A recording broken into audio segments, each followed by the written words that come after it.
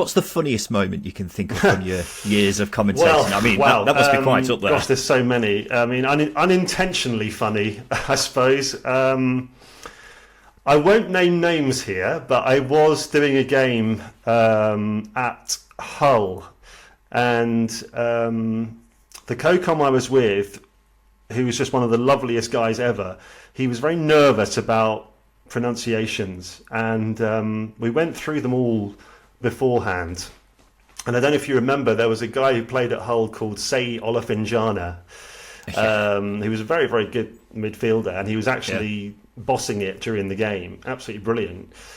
But the co-com was really struggling with his name, and we rehearsed it quite a few times, and of course I could feel him sweating every time he had to try and say it, and we had various different versions. And in the end, we're in the second half, and he said oily vagina instead of Olafinjana. And the director, one of Sky's top directors, Sarah Cheadle, she just got the giggles, and I was hearing her giggling in my ear, and I was trying not to giggle, aware that we were going live to 200 countries because it was on the Premier League World Feed.